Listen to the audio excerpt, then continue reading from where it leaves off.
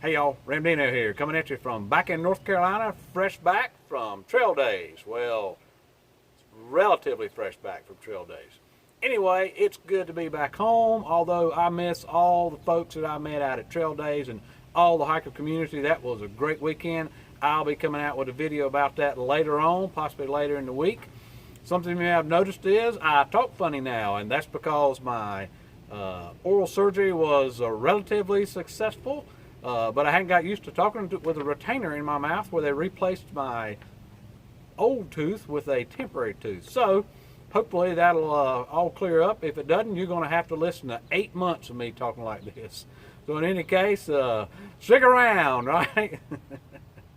All right, so we're going to go ahead and get cracking with our trail update for this week. No bows, we have 2,314 registered. That's up from 2,304 from last week. Flip-floppers are 180 this week, up from 169 from last week. And Sobo is 201, up from 189 last week. So that is over 2,695, up from over 2,662. That's a little deceiving because I spoke with Sherry today at Amicloa Falls, and she indicated to me that they are at bag tag number 2,591. And she also says that they're still having multiple people come in every day. So today they had 3, they had 7 yesterday, and 5 the day before. So if they're at bag tag 2,591, and we have no bows registered at 2,314, obviously there's, you do the math, but somewhere over 200 folks that never permanently, that didn't register through the website, the Appalachian Trail Conservancy website. So we're probably over the 3,000 mark by now. In any case, they are, those folks that are leaving this weekend, they have roughly 5 months to make that trip to get to Baxter before they close up. So good luck with that, folks that are just now starting out. They may wind up doing a flip-flop, but in any case, we look forward to you summiting Katahdin as we do everybody. We don't have any new vloggers or bloggers this week. Somebody sent me a new vlogger, and I'm sorry, but with all of the stuff going on this week, trail days and the stuff from last weekend, I lost that link somewhere. So if you're watching this and you sent me a new link, a new social media link for a hiker or a group of hikers, please send that back to me, because we want to make sure that we get everybody included on the list that we're following. And for those of you that might be new to the channel, what we're doing here is, this channel, of course, was set up originally to chronicle my trail adventures and gear reviews, so on and so forth. But what we're doing now is we are doing a little bit of that, but we're doing our best to build the hiker community and to support the thru hikers from the class of 2019 on their quests, either to Katahdin or Springer or anywhere in between. So we hope you'll go to our Facebook page to find all the links to those hikers with their social media accounts. That Facebook page is Ramdino Roman Trails. And if you're a vlogger or a blogger, I ask that you go there to that Facebook page and let me know if we don't have your name there and your social media link, or if we have it wrong. We want to make sure we include everybody, and we want to make sure we get them included right, so that people can go there and track you. And by the way, I ran into a Zona at Trail Days in Zona. I am sorry, but I cannot find your link anywhere. So if you're watching this, please send me your link so that we can track you. And if we don't, anybody else, if we don't have your link, we'd like to have that link if you want to be tracked.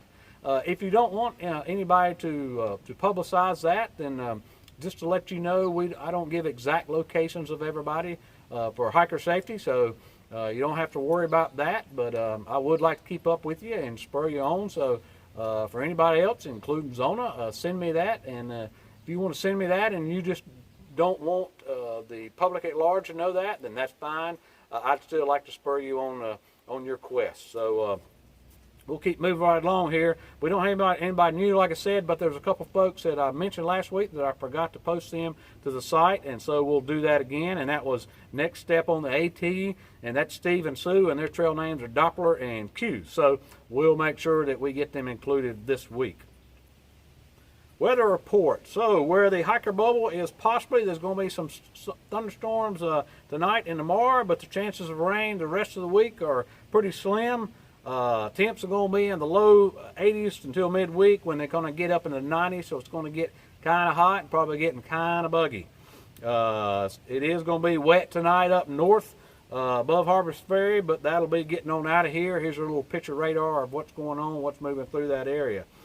Further north this week, up around Harrisburg, Pennsylvania, you're going to have, again, the chances of rain are going to be pretty low, but except for Thursday, when you're going to have a 40% chance of thunderstorms, with the temps through the week in the mid-70s to the low 80s. So a little better up north, we expect that.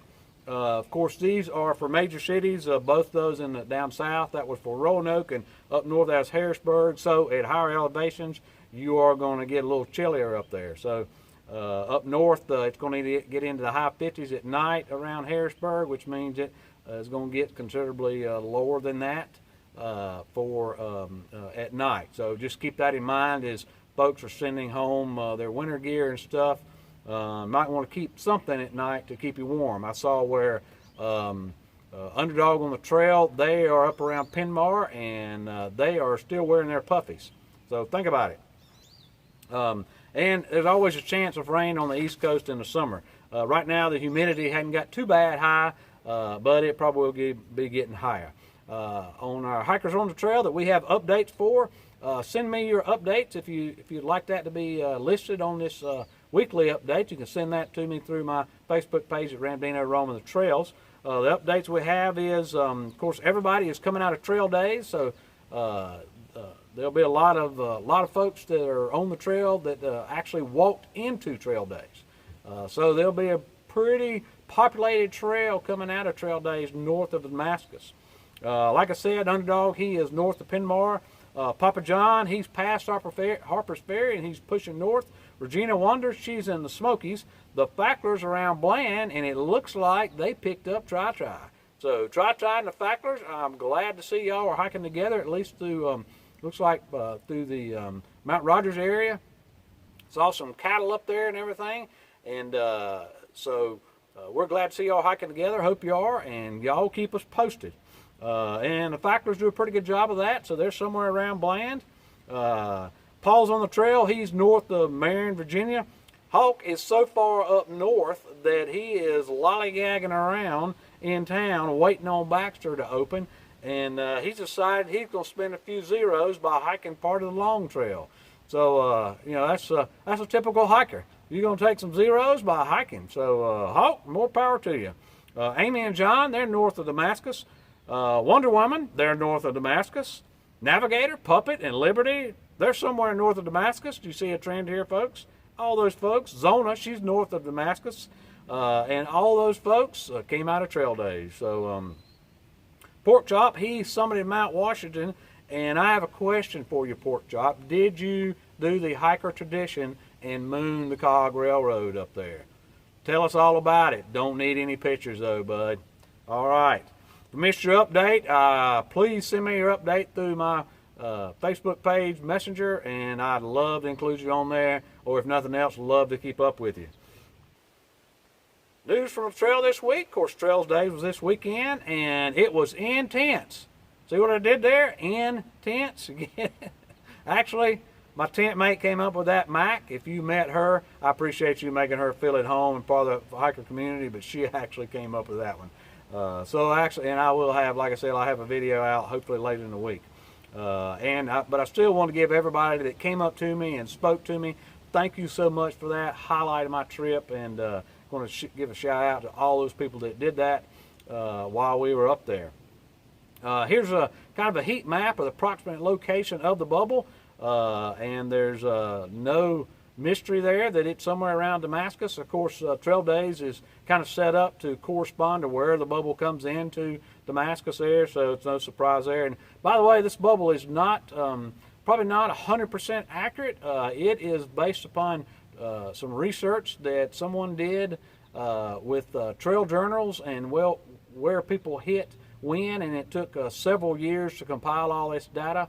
So it's not necessarily specific to 2019. It's just kind of specific to the trail in general in each year. But it's pretty good representation and something I came across, so it's pretty cool.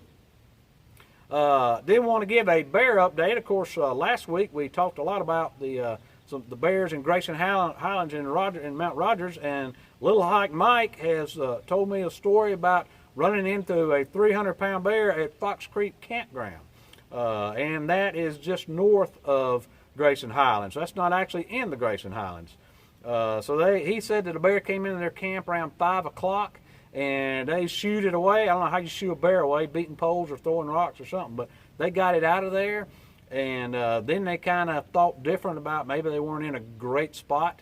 And so there was a horse camp nearby. They went down to the horse camp, kind of check it out, and they had trash cans down there. They were going to try to get rid of some of their smelly trash, thinking maybe that would help things. And when they got back there, bear bags were gone, and they had hung them PCT style. So apparently the bears have figured out the PCT style that they switched to a couple years back. That was a better method of hanging your bear bag, keep the bears out of them. So now they figured out the PCT style. So I guess we got to go to the CDT style, whatever style that is. So I know a lot of folks use a canister or an earth sack. Y'all can debate the merits or the pros and cons of each of those. I still use a bear sack, but I don't hang it near camp. So to me, that's kind of like somebody hanging a mosquito killer, one of them bug zappers at the front door. That's just drawing the bugs in, and the ones that don't get zapped, they come on and bite you anyway. So I always put mine about 100 or 200 feet away from camp. But anyhow, the bears have figured it out. So Little Hike Mike, we appreciate you letting us know about that. And that is at the Fox Creek, which is just north of the Old North Shelter, north of Grayson Highlands. Not a lot of north going on there. So watch out for bears there. The fellow that won the pillow from our giveaway never contacted me back, so that goes back on the giveaway block. And we have done another random drawing, and this time it is HRLDS is the winner. I think that's Harold S, or an acronym for Harold S, but it's HRLDS is his channel. So HRLDS, if you're watching this and you want to send me through my Facebook Messenger there your address and where we need to ship this to, we'll get the manufacturer, the Big Blue Mountain gear, to send that to you directly.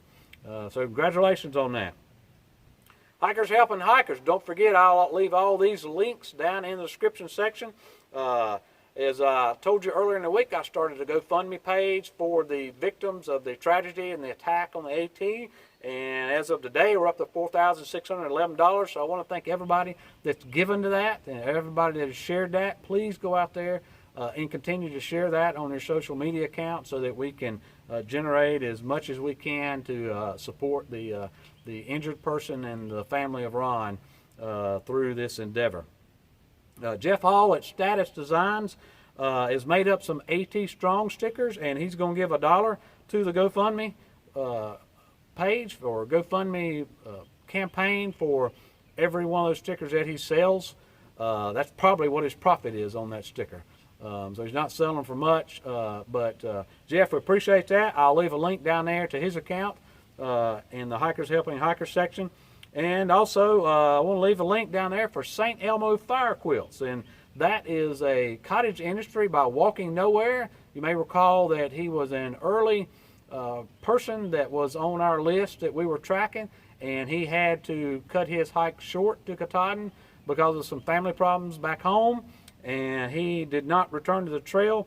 But he does make quilts. He also makes some backpacks and some other gear, and they look pretty interesting. I'm considering ordering one myself because I'm looking for a smaller pack than what I've got now. So that is St. Elmo Fire Quilts, and I'll leave a link down in the description section down there for you to go and check out his gear. I want to give a final update about the events of the night of May 10th and 11th. The survivors who escaped without physical harm are continuing their hike. I don't have permission to share who they are or where they are continuing or where they're starting to continue from, but I can tell you this: they are tough, they are strong, and they are great folks, and they will summit Katahdin for all of us, especially those who don't or can't, or those of us who are here on the sideline supporting everybody. But especially for Ron Sanchez and the unnamed survivor as she continues to heal from her wounds. So I was prompted to share this scripture with you from Deuteronomy 31:8. It says, "The Lord himself goes before you and will be with you. He will never leave you nor forsake you. Do not be afraid. Do not be discouraged. Hike strong, hike on, and to all hikers, God bless and Godspeed." So I appreciate you, and we'll see you out there.